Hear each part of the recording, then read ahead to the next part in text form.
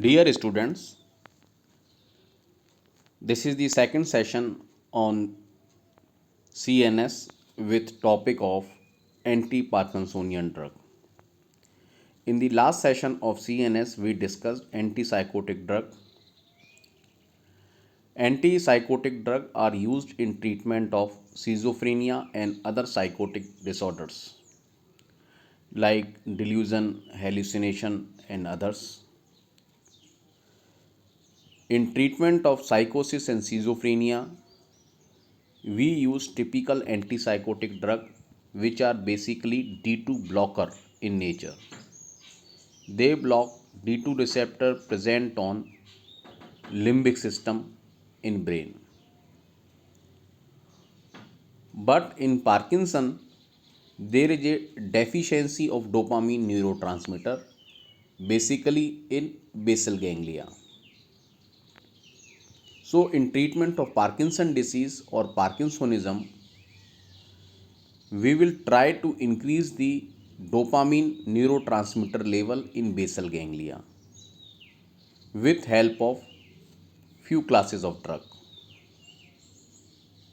So in treatment of psychosis, we use D2 blocker drug, while in treatment of Parkinsonism, we use such type of drug which increase the dopamine level in brain, specifically in basal ganglia.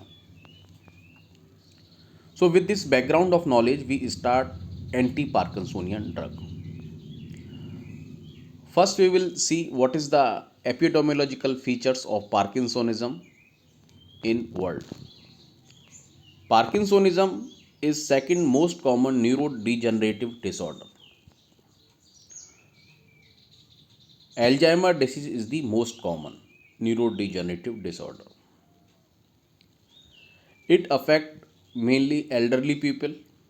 So, individual more than 65 year of age, Parkinson disease is seen in 1% of persons, while Alzheimer disease is 10% affect 10% of people. Currently, total population living with Parkinsonism is in USA is 1 million population, that is equivalent to 10 lakh people are living with Parkinson disease, while in world 50 lakh people are living with Parkinsonism. Mean age of affecting Parkinsonism is 60 years, but no age is exempted from Parkinsonism.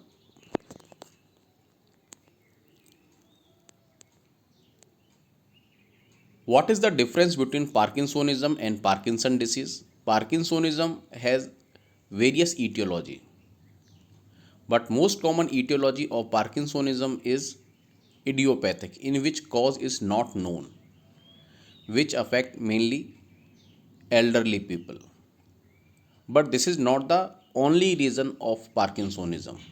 Some of the poison, toxin, some of the disease or infection also cause Parkinsonism. So when the cause is idiopathic, when the cause of Parkinsonism is idiopathic in which cause is not known, it is called as Parkinson disease. While Parkinsonism is a whole spectrum of disease which has etiology of different origin like virus, infections, poison, toxin, environmental poisons, while Parkinson has only idiopathic origin. This disease was first described by James Parkinson in year 1817. And this disease is also called as paralysis agitans or shaking palsy because tremors are seen of limbs in this disease. This disease is characterized by loss of dopaminergic neurons in substantia nigra pars compacta. In the histopathology of this disease, Lewy body is seen as a intracellular inclusion. Clinical feature of Parkinsonism has tetrad, tremor, rigidity, bradykinesia, and gait disturbances. You can see all these features, all these four features are motor features. But apart from motor features, Parkinsonism patient is also having non-motor features like sleep disturbances. Sleep is disturbed of Parkinson patient. Memory is impaired and patient may also suffer with depression. You can see the photo image of the patient of Parkinson. You can see the patient is having blank facial expressions, forward tilt of posture, slow and monotonous slurred speech, reduced arm swinging, rigidity and tremor of extremities and head, short and shuffling gait. So all the movement are slowed. There is a bradykinesia. Bradykinesia means brady means slow and slow and kinesia means movement. All movements are slow, but along with it tremors are also seen of extremities, tremors at rest. Parkinsonism is typically characterized by tremor at rest when the patient is sitting. His upper limb, his hand or fingers are facing tremors. But as soon as the patient start hold some object, the tremors are stopped. So tremors are seen at rest only. Patient slows very slowly with forward tilt and rigidity is seen in the movement. And the movement gait is short and shuffling.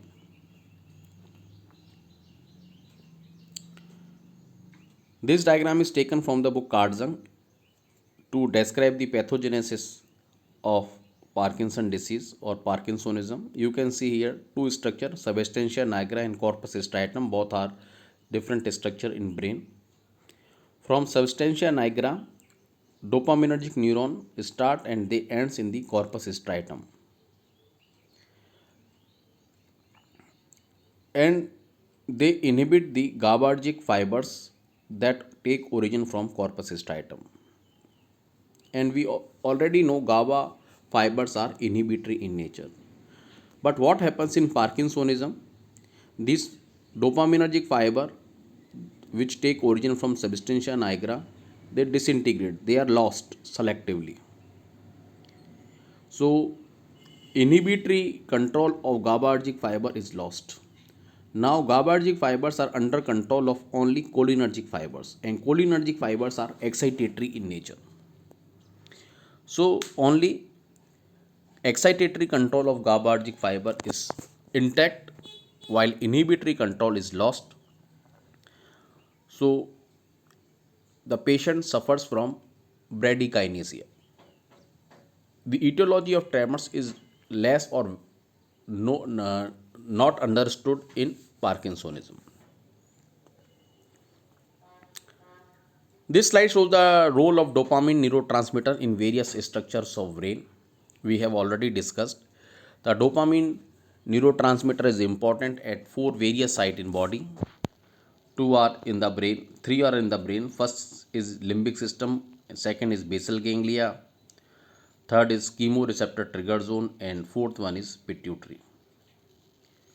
I have created one separate video on this dopamine neurotransmitter. As we have already discussed, limbic system disorder is psychosis in which we give D2 blocker drug for treatment of psychosis. In treatment of Parkinsonism, we want to increase the level of dopamine. D2 receptor stimulation on CTZ causes vomiting, while D2 blocker drugs causes hyperprolactinemia because dopamine is PRIH. Dopamine is prolactin release inhibitory hormone. So D2 blocker drug causes hyperprolactinemia and dopamine stimulation inhibit prolactin release.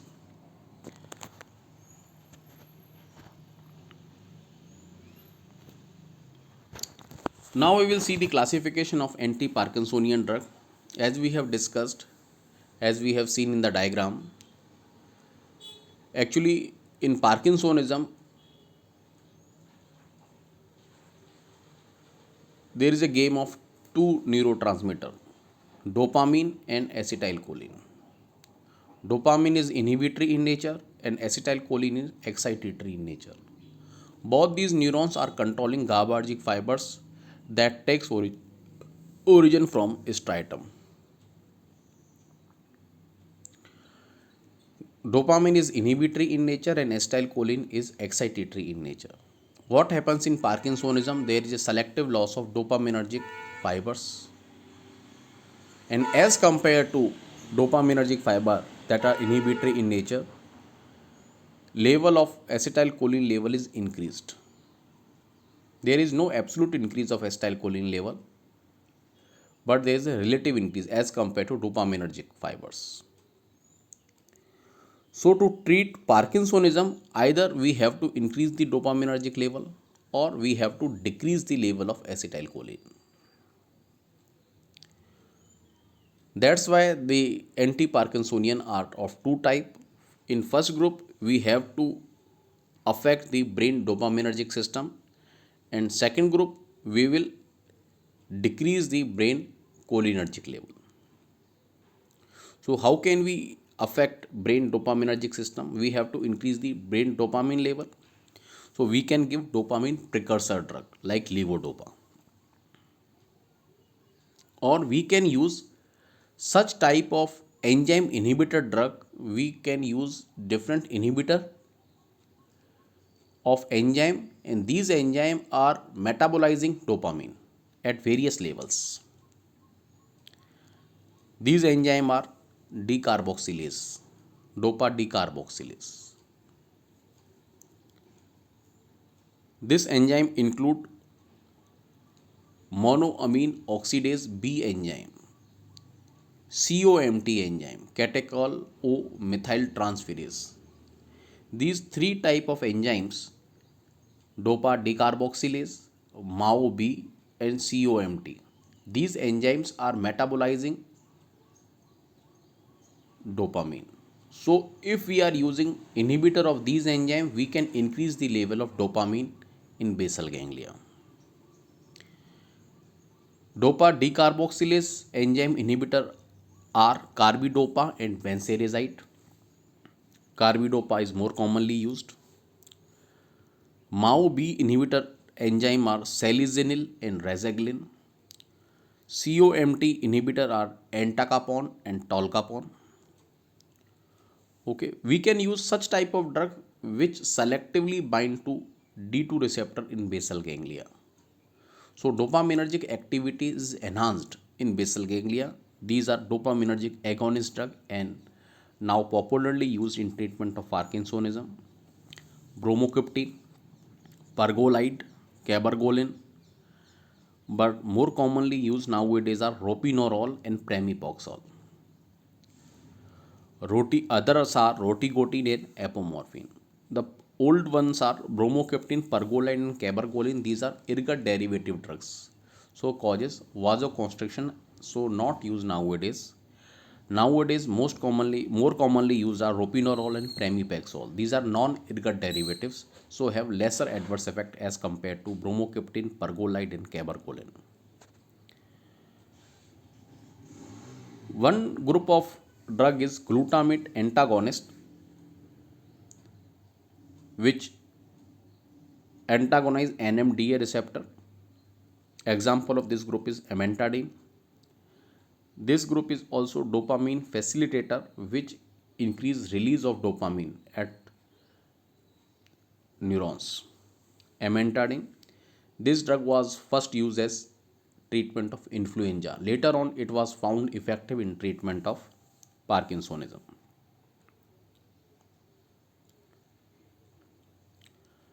Second group that affect the brain cholinergic system, because acetylcholine level relatively increased as compared to dopamine in brain.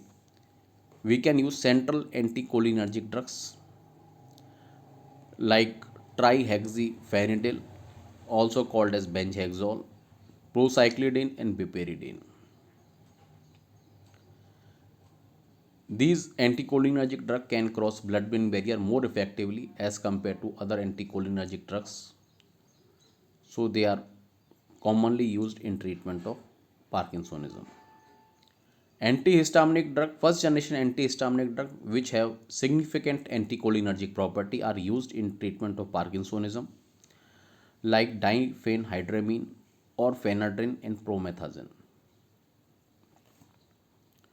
So in this session we will discuss the levodopa mainly. You can see in this diagram is taken from your book KD Tripathi.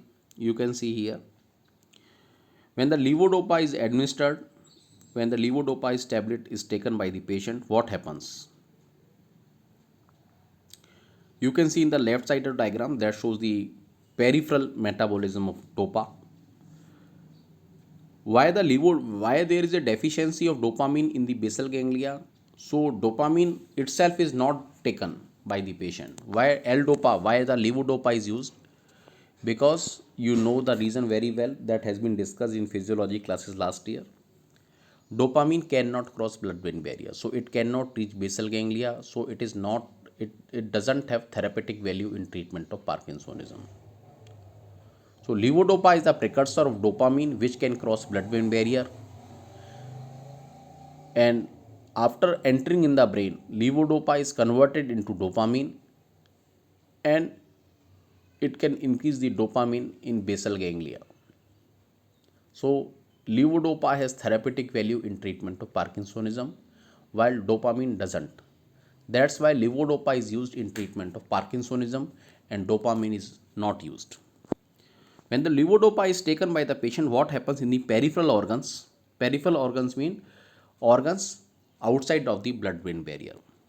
It is converted into dopamine and peripheral organ by dopamine decarboxylase enzyme. This dopamine decarboxylase enzyme is inhibited by, as we have discussed, carbidopa and benserazide. The another enzyme also act upon levodopa, that is COMT, catechol O methyltransferase, which is inhibited by tolcapone and entacapone. When levodopa, some of the part of levodopa is metabolized by DDC, dopamine decarboxylase, and COMT, but remaining portion 1 to 3% of part of levodopa crosses blood-brain barrier and it reaches inside the brain. What happens inside the brain? Again, these two enzymes act upon levodopa, COMT and DDC. COMT metabolizes levodopa and DDC, dopa decarboxylase, also metabolizes levodopa, so dopamine is produced. And on this dopamine, two enzymes act upon, that is COMT and MAO-B. So you can see COMT act upon levodopa as well as dopamine. Okay, while DDC, dopa decarboxylase, and MAO-B, they act upon only on one substrate. DDC act upon levodopa only and MAO-B act upon dopamine only, while COMT is the unique enzyme which act upon dopa, levodopa as well as dopamine. And it is ultimately metabolized to HVA, that is homovanillic acid. This is the final product of dopamine metabolism. This MAO-B enzyme is inhibited by salicylic.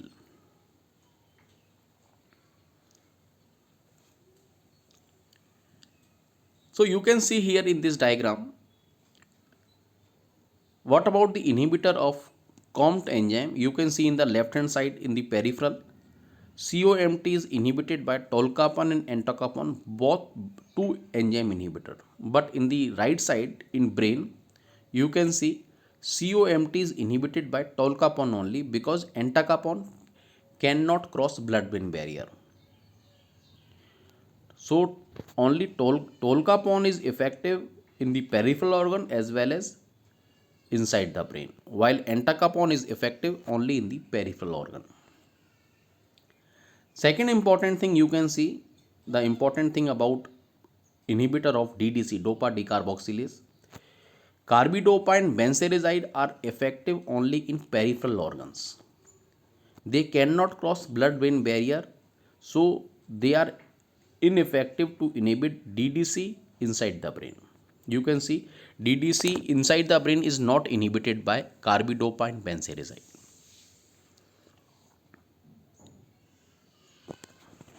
Okay, so we now discuss levodopa.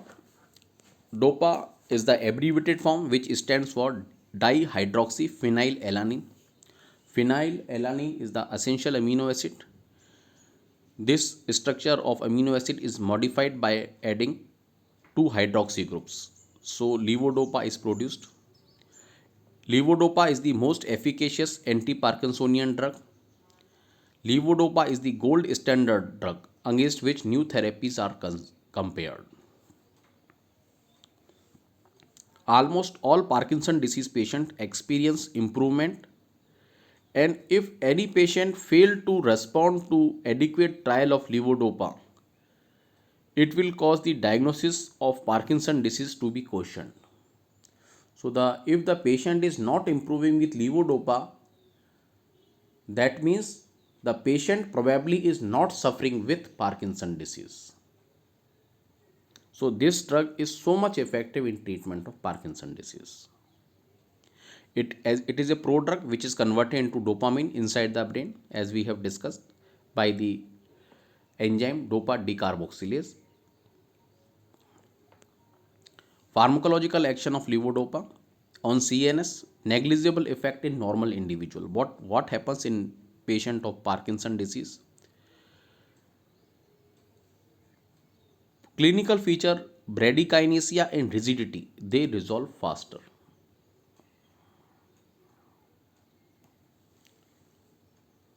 Later on, tremor also responds. Secondary symptoms, as we have discussed, shuffling gait, posture, stooped posture, handwriting. In the patient of Parkinson disease, handwriting is very small. Speech, slurred speech, blank facial expressions, mood, the patient suffers from depression, poor self-care, interest in life, they are gradually normalized. So we can see the clinical feature of Parkinson disease, motor as well as non-motor. In motor features, the movement are included: rigidity, bradykinesia, tremors, gait. These are motor features. While depression, handwriting, blank facial expressions, speech, these are the non-motor features. So both type of clinical feature improves with levodopa. So therapeutic benefit is nearly complete in early disease. But what is the limitation of levodopa? The therapeutic benefit of levodopa declines as the disease advances in next 5 to 6 years. Levodopa causes general alerting response. The patient alert, generalized alert. But in some patient, this progresses to excitement. This response is exaggerated, and this progresses to excitement and causes frank psychosis. Embarrassingly, disproportionate increase in sexual activity also has been noted in some patients. If the patient of Parkinson presents with dementia, it doesn't improve. Rather, it predisposes to emergence of psychiatric symptoms. Levodopa has been used to produce a non-specific awakening effect in hepatic coma. Effect on cardiovascular system. Levodopa causes tachycardia with postural hypotension. How? Tachycardia because of the peripheral formed dopamine, because as we have discussed, levodopa is converted to dopamine in the peripheral organ by dopa decarboxylase. This dopamine act upon dopamine is converted into norepinephrine and epinephrine in peripheral organ, and this norepinephrine and epinephrine that is produced, they act upon the beta 1 receptor on heart, so causes tachycardia. And how the postural hypotension is produced? Because of central action. It's not because of peripheral action, it is because of central action. Excess dopamine and norepinephrine that is formed in the brain, they decrease sympathetic outflow. So sympathetic outflow when decreased, it causes postural hypotension. As well as dopamine formed in autonomic ganglia, it can impede ganglionic transmission. Gradual tolerance develops to both cardiac stimulant and hypotensive action. So, the patient who starts levodopa, the patient initially develops tachycardia and postural hypotension, but later on tolerance develops to these adverse effects. Now we will discuss the adverse effect of levodopa. They are frequent and often troublesome. Some of the adverse effects are seen at the initiation of therapy, at the starting of the therapy. Later on, tolerance develops to these adverse effects and are not troublesome later on. So these side effects can be minimized by starting with a low dose. By that time, patient develops tolerance. Nausea and vomiting. As we have discussed, dopamine neurotransmitter is important in CTZ. On CTZ, D2 receptors are present. When the D2 receptors on CTZ are stimulated, they cause nausea and vomiting. Levodopa, after getting converted into dopamine, and this dopamine stimulate D2 receptors on CTZ and cause nausea vomiting. So to control this nausea and vomiting, we can use anti-emetic drug like domperidone.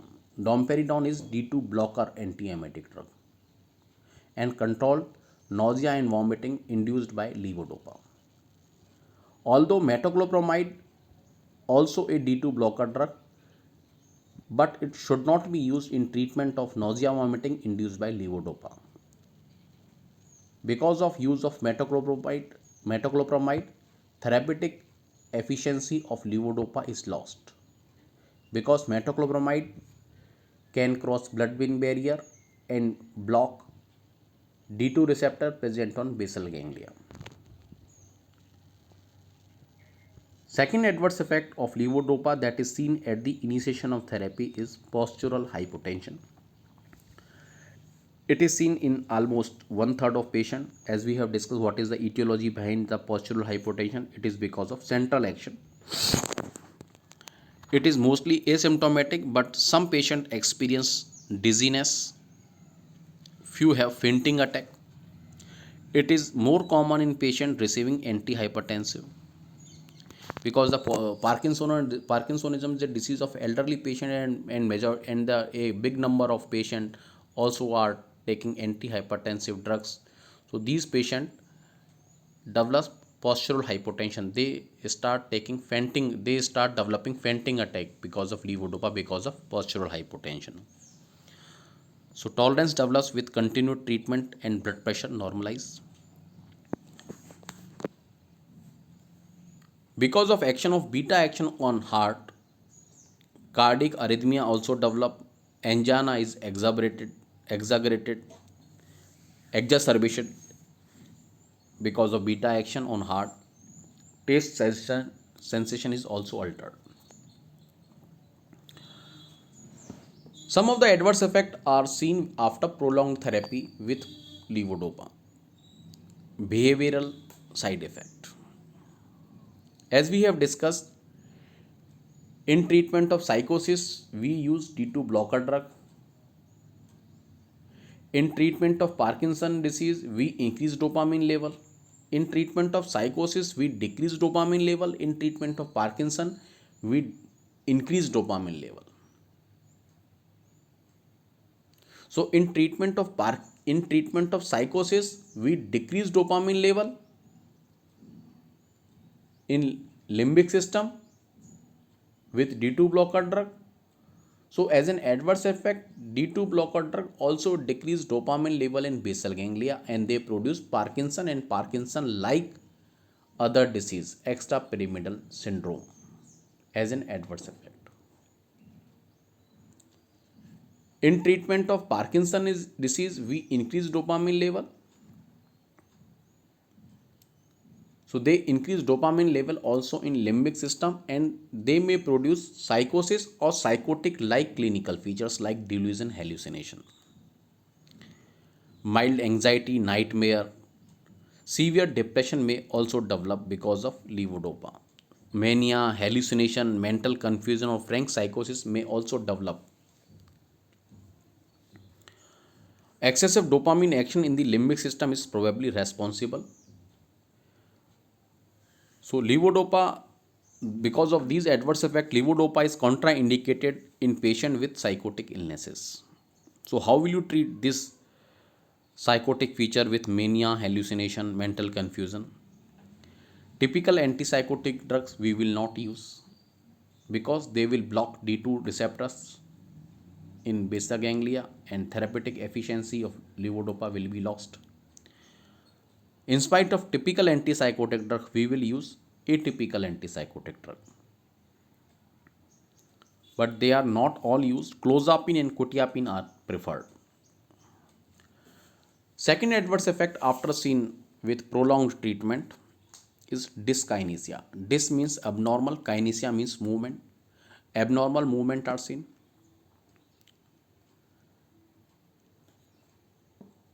Why they are seen? They are seen because levodopa is short acting. Levodopa is short acting. It has T half around 6 hours. In a Parkinson patient is suffering from rigidity in bradykinesia and tremor. Movement is slow. In Parkinson disease, when you give levodopa to this patient, what happens? Because of the short duration of action, levodopa is suddenly increases dopamine level in basal ganglia and brain. So Parkinson disease in some of the patient after few, because these dyskinesia is seen after prolonged therapy after 4 or 5 years. In these 4 to 5 years, Parkinson disease has worsened. Dopaminergic neurons has degenerated, and these dopamine fibers, because they have degenerated, they cannot hold dopamine for prolonged time. So when you give levodopa, it increases dopamine level in brain, and this dopamine cannot be withheld. It cannot be stored in dopaminergic neurons because they have degenerated. They are suddenly released in basal ganglia. So Parkinson disease is overcorrected after 4 to 5 year history of a patient. So movement, Parkinson disease patient is having the slow movement, but the dopamine level has been increased now with levodopa tablet. So the patient now is having exaggerated movement of limb, and these exaggerated movement of limbs is called as dyskinesia, and these are characterized by facial tics, grimacing, tongue thrusting, chorioethoid movement of limb. So these are the movements are exaggerated because of the increased level of dopamine. This dyskinesia worsen with time, and practically all patients get involved after few years, after 4 to 5 years, because dopamine neurotransmitter cannot be stored, cannot be withheld in dopaminergic neurons, because these dopaminergic neurons have disintegrated after some time, after few years. So their intensity correspond with levodopa level, because these dyskinesia movement is because of high level of dopamine in basal ganglia and brain. So when the dopamine level is increased in brain, so this dyskinesia movement is also increased. Tolerance does not develop to this adverse effect. Tolerance does not develop to these set of adverse effect that develop after prolonged time. But dose reduction decreases severity, because what is the reason behind this dyskinesia? High level of dopamine. So if you decrease the level of dopamine, this dyskinesia movement also reduces. These abnormal movement, these dyskinesia movement, they are as disabling as the original disease itself, and they are the most important dose limiting side effects.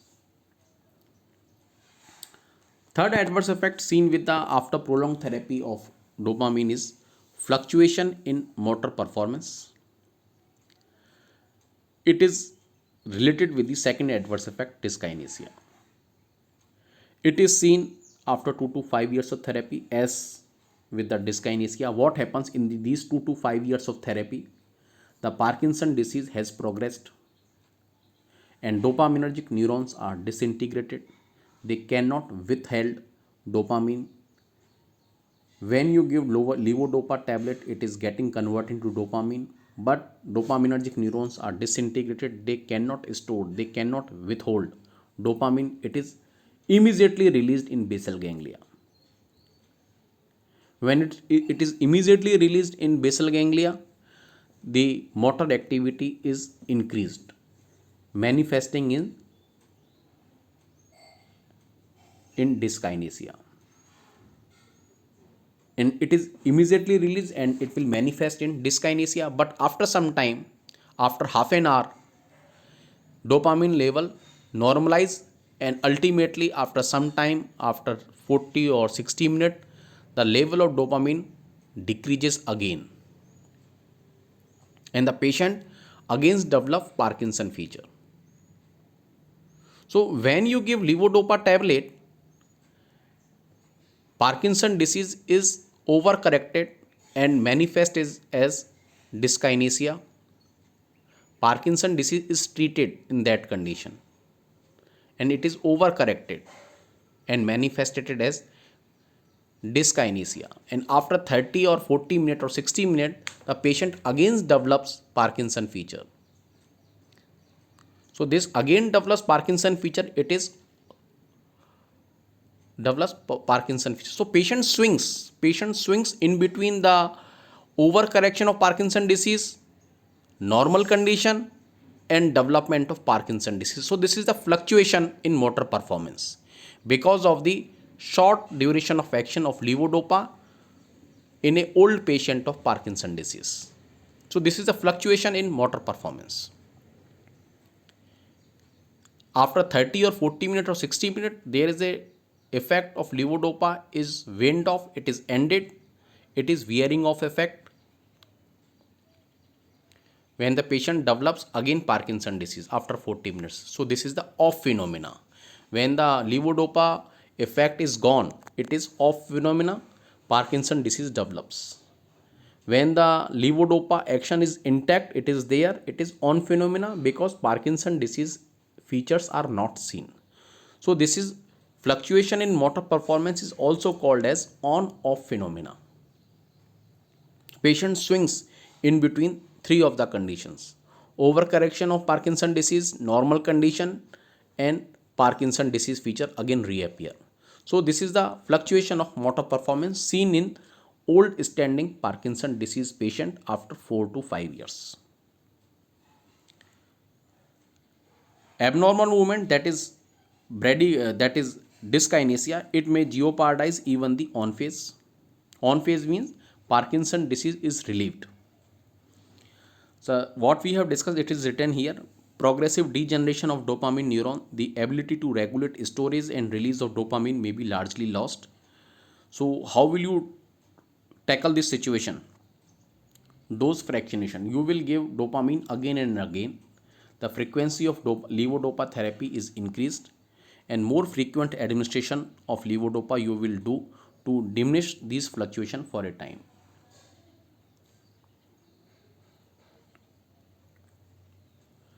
What are the other adverse effects of levodopa seen?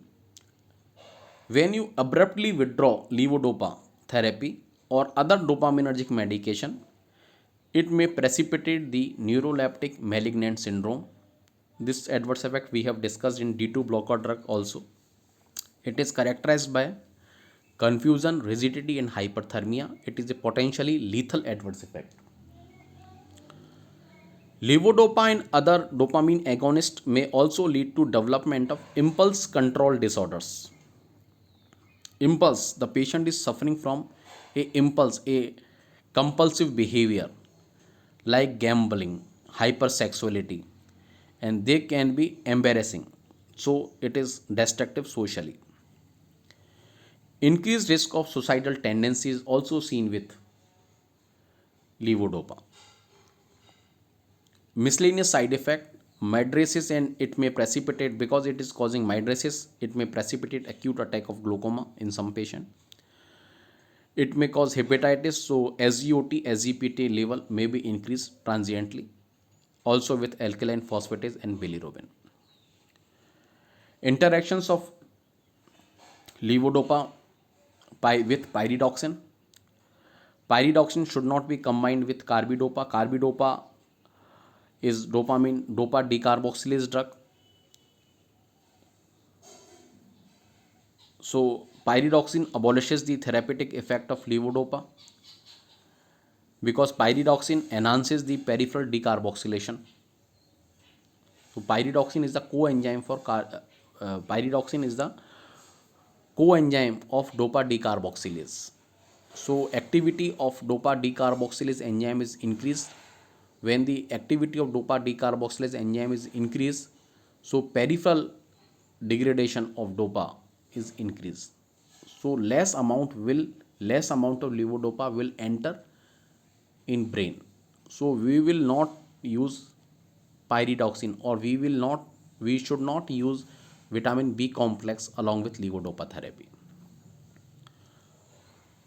Typical antipsychotic drug like phenothiazine, butyrophenone, as well as metoclopramide, it is an anti-emetic drug.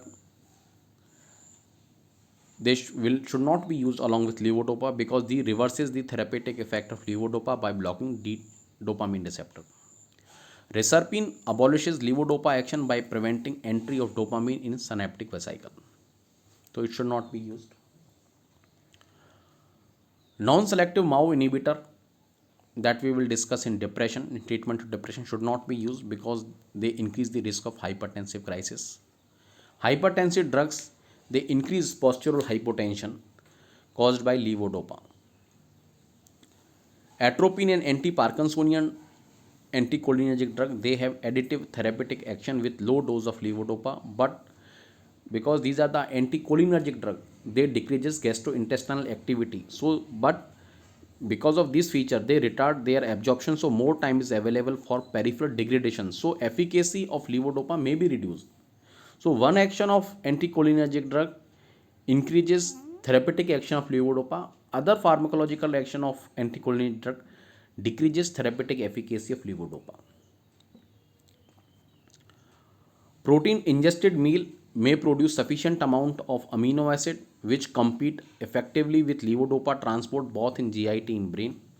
So levodopa should be given at least 30 minutes before meals. So it should be given 30 minutes before meal. Now we will discuss the second group of drug used in treatment of Parkinsonism, that is peripheral decarboxylase inhibitor. We have discussed already actually. They are inhibiting dopa decarboxylase enzyme. This enzyme is responsible for metabolism of levodopa into dopamine in peripheral organ.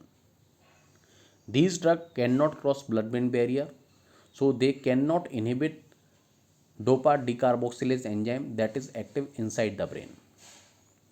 They inhibit the dopa decarboxylase enzyme in extracerebral site outside of the brain.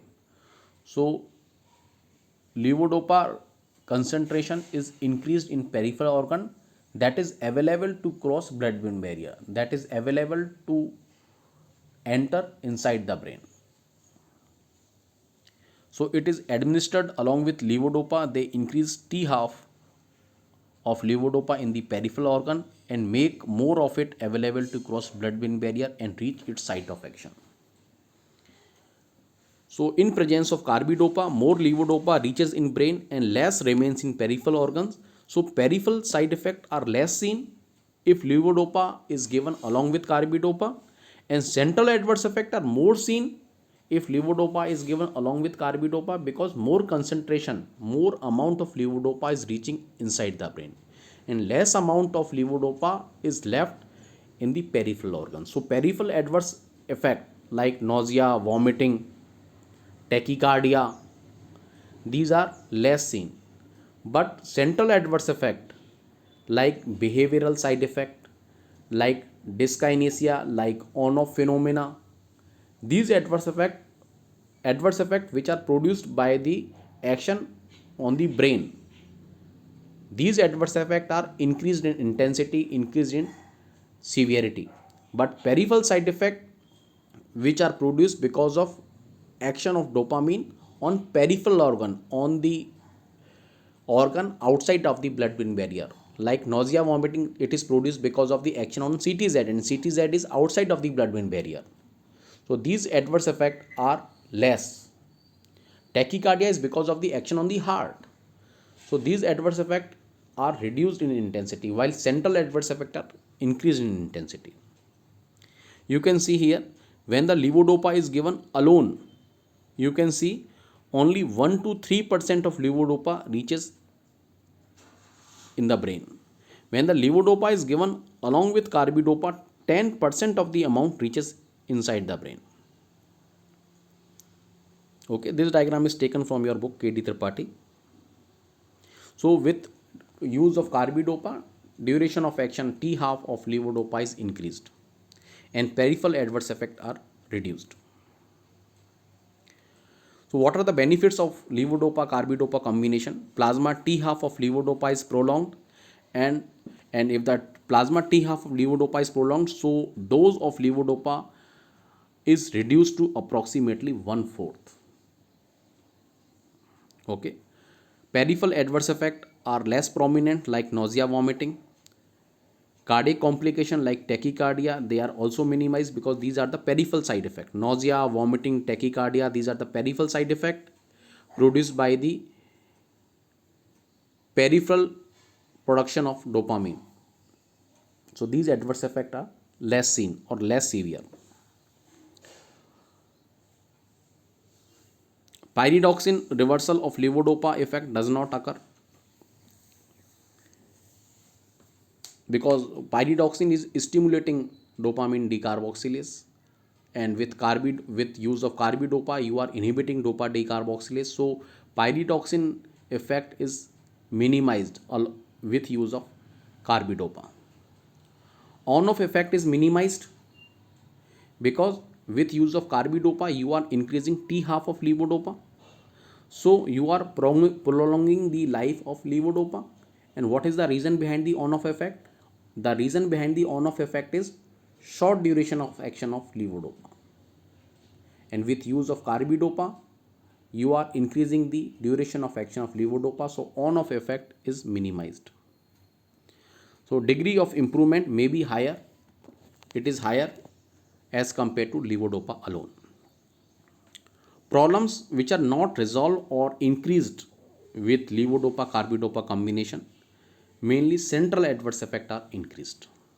What are central adverse effects? Abnormal behavior, delusion, hallucination, frank psychosis, depression, these are the behavioral effect, these are increased. Dyskinesia movement, involuntary movement, tongue movement, tongue thrusting, tics, facial tics, these abnormal movement, dyskinesia are increased. Postural hypotension, that is because of the central adverse effect, because of the excessive production of dopamine and norepinephrine in brain. These adverse effects are increased in intensity. Excessive daytime sleepiness in some patients is also increased. And the combination of carbidopa and levodopa is known as co-chiral dopa. So you have to keep remember the peripheral adverse effect, nausea, vomiting, and tachycardia.